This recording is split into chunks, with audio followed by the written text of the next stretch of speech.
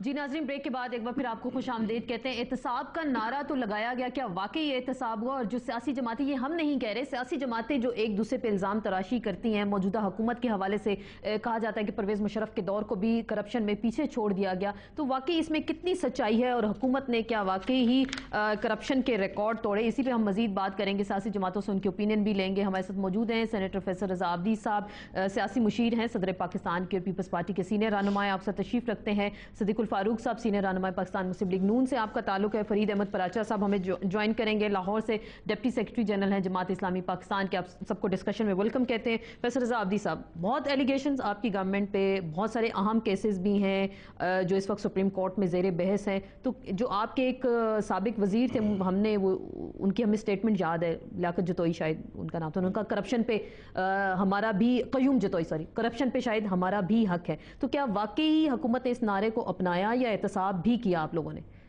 دیکھیں، سسٹم سے ٹکرانا کوئی مشکل کام نہیں ہوتا، سسٹم سے ہم بھی کراچی کی تنظیم ٹکرائی، وہاں پہ آپ لوگوں نے بھی بے شمار پروگرام کیے، لینڈ گریبنگ پر، اس پہ 300-400 پروگرام ہیں اس کے اوپر، لیکن دیکھیں جب مالکانہ حقوق دیے 1.25 کروڑ لوگوں کو، تو 738 گوٹ ہم نے کینسل کیے۔ ہمارا یہ کام نہیں ہم بلڈوزر لے کے جائیں، ہم نے کینسلیشن کر کے اور اس کی جو رپورٹ ہے ایک اچھا آپ نے کام کیا، آپ نے مالکانہ حقوق دیے حکومت سندھ نے، ہم آپ کو بتاؤں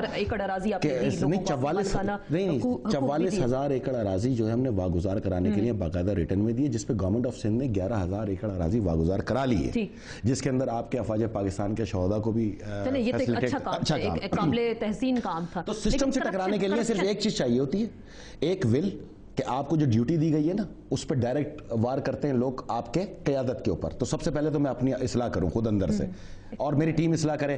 دوسرا، قیادت کا بیک اپ، جب قیادت کا بیک اپ تھا تو ہم سسٹم سے ٹکرائے، تو سسٹم آپ کا کرپٹ ہے، آپ بیک اپ دینا شروع جس دن کر دے گا نا میڈیا میں، ہر کوئی سسٹم سے ٹکرائے گا، کوئی بھی گالیاں کھانے نہیں بیٹھے، گالیاں کھانے، نہ کوئی میڈیا ان کو گالیاں نکال سکتے ہیں۔ صدیق الفاروق صاحب، سسٹم سے ٹکرانے کی جب باتیں ہوتی ہیں تو سسٹم کو ٹھیک کرنا پڑے گا، آپ کے قائد ہیں زرداری صاحب پہ کہہ رہے ہیں کہ ہم بڑی بیرونی طاقتیں بھی تھیں لیکن زرداری ان کے آگے کیا چیز ہیں، کرپشن پہ کہہ رہے ہیں کہ حکومت پیچھے چھوڑ گئی سب کو، تو یہ پھر واقعی آپ کے بھی نعرے ہیں یا آپ بھی اس کو حقیقت بنانا چاہتے ہیں، عملی جامہ پہنانا چاہتے ہیں احتساب کے حوالے سے؟ بسم اللہ الرحمن الرحیم۔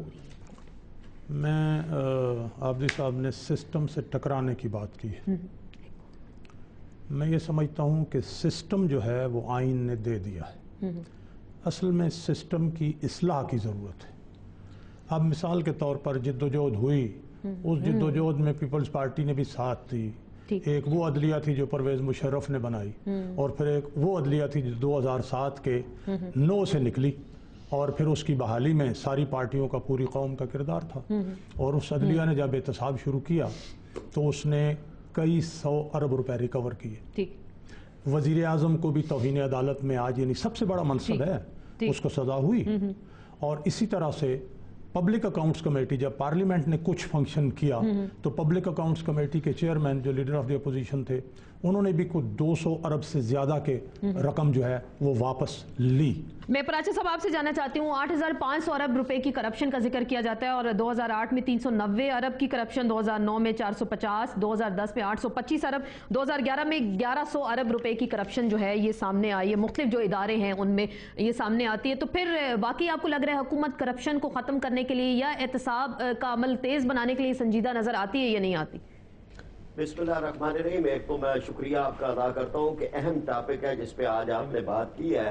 حقیقت یہ ہے کہ ہر آدمی پریشان ہے، یہ پوائنٹ سکورنگ کی بات نہیں ہے، یہ بات کر کے کہ جی فلاں نے کرپشن فلاں نے بھی تو کی ہے اور فلاں نے بھی تو کی ہے، یہ کوئی چیز کا جواز اور جواب نہیں بنتا۔ کسی نے بھی کی ہو، کسی بھی دور میں کی ہو، کسی بھی انداز میں کی ہو، وہ بیوروکریٹ کرے، وہ سیاستدان کرے، وہ جرنیل کرے، وہ اس پارٹی کے لوگ کرے، وہ اس پارٹی کے لوگ کرے، وہ اس قوم کو اتنا زبردست دھچکا دے رہے ہیں کہ آج غریب کی غربت کی وجہ اور مہنگائی کی وجہ اور اس ملک میں ترقی نہ ہونے کی وجہ اور قرضوں کی معیشت کی وجہ یہی کرپشن ہے، بلکہ میں یہ کہتا ہوں کہ یہ جو ہمارے اوپر امریکی غلامی مسلط ہے اس کی وجہ بھی یہی کرپشن ہے۔ اب یہ کہ اس سارے معاملے میں یہ 8,500 بہت بڑی رقم ہے کہ جو سامنے آئی ہے، ہم ادھر قرضے لے رہے ہیں، نوٹ چھاپ رہے ہیں، ادھر اتنے بڑے پیمانے پہ ایک کرپشن ہے۔ اب عدالت اگر کوئی بات کرے گی تو چلے ایک معاملے میں کہیں لیکن یہ کام سارا کا سارا ریسپانسبلٹی عدالتوں کے اوپر آ چکی ہے کہ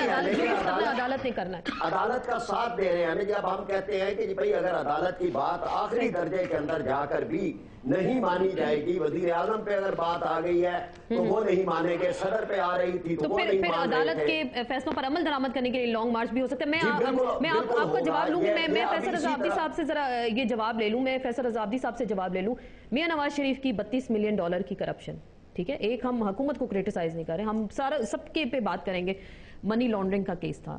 رحمان ملک صاحب کو اب کیوں یاد آئی؟ آپ لوگ 4 سال آرام سے بیٹھے رہے, اب یہ انہوں نے آپ کے خلاف لانگ مارچ کا اعلان کیا تو کرپشن کے کیسز بھی آگے, تو اس وقت ان چیزوں کو ہائی لائٹ کیوں نہیں کیا گیا؟ میری محترم بہن, نظام عدل سے نا یہ مملکت کے رنگ چلتے ہیں. اگر نظام عدل ہی نہ ہو اور 2.5 سال کے اندر صرف ایک وزیر اعظم کے کیس میں فیصلہ ہے تو پراجا صاحب یا صدیق بھائی اور آپ اتنا تو میرا ساتھ دیں کہ میں آج 11واں دن ہو گیا یہ منہ سے احتجاج کرتے ہوئے کہ جناب آپ کے پاس 2 ریفرنسز پڑے ہوئے, ایک خواجہ شریف قتل سازش کیس, ایک وکلا تشدد کیس, ٹھیک ہے, دونوں آپ نے کمیشن بنائے تھے, دونوں کی رپورٹیں آپ کے پاس پڑی ہیں. 4 مہینے پہلے وزیر اعظم کا کیس مارے سے وجود بھی نہیں تھا, تو انہیں عدالت کا سنیں. خواجہ شریف کے حوالے سے میں بتا دوں وفاقی حکومت کے پاس ہے رپورٹ جس کو انہوں نے سامنے لے کر آنا, منظر عام پر لے کر آنا. کمیشن انہوں نے بنایا تھا, میں نے تو نہیں بنایا تھا. نہیں, اس رپورٹ پہنچ چکی ہے, بالکل وفاقی حکومت بالکل ان کے پاس موجود ہے. کھول کے رکھے اس کو. کورٹ صاحب نے کیا نہیں بتایا کہ ہم نے رپورٹ سبمٹ کرا دی, عدالت فیصلہ دے, تو وہ میں غلط کہہ رہا ہوں کہ اب میں اتنا تو میرا حق بنتا ہے کہ 4 مہینے پہلے وزیر اعظم پہ توہین عدالت کا کیس مارے سے وجود میں نہیں تھا, بعد میں آیا, یہ تو رپورٹ آپ کے پاس پہلے سے پڑی ہے, تو بعد میں آئے ہوئے کیس کو آپ چلا کے آپ فیصلہ دے دیں اور ان دونوں کیسز کو آپ سنبھال کے رکھ دیں, تو دس از ناٹ. اسٹیل مل میں کرپشن ہوئی,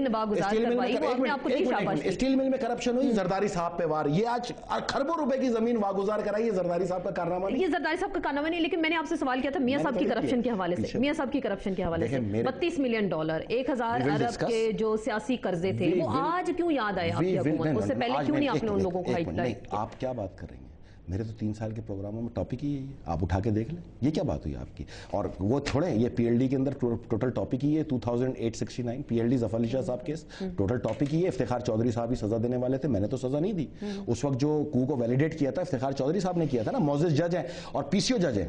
آپ لوگ ان کو آزاد جج نہ کہیں, جب تک یہ 4 پی سی او جج بیٹھے ہیں فیصل عابدی احتجاج کرے گا. جس دن یہ 4 پی سی او جج نکل گئے نا, ان 52 پی سی او جج کی طرح نام لے رہے, اب لیو اٹ نا, آپ کو پتہ ہے سب سے سردار کا نام تو میں نے لے دیا نا, افتخار محمد چودھری صاحب, ٹھیک ہے. لسن ٹو می, 52 پی سی او ججز تھے جس میں مختلف تھے, شبہ رضا رضوی تھے, دوسرے باقی تھے.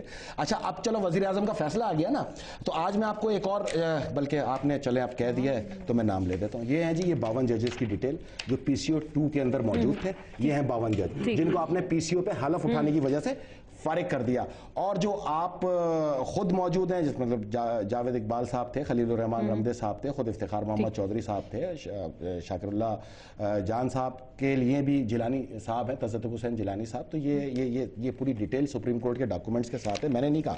اور یہ دیکھیں, یہ سپریم کورٹ کے ڈاکومنٹ ہی مجھے بتا رہے ہیں کہ انہوں نے پرویز مشرف سے پی سی او پہ حلف لیا تھا 1999 میں. تو آپ کس طرح ڈوگر کو پی سی او پہ اٹھانے پہ آپ گالیاں دے کے اور ڈوگر کورٹ کہہ کے اور اس کے منہ پہ کھڑے ہو کے گالیاں دے کے سپریم کورٹ کی تذلیل کرتے رہے. آج اس پی سی او جج کے اوپر جو ہے آمنن صدقدن کہتے ہوئے آپ تو سورہ معاہدہ پڑھ لیں.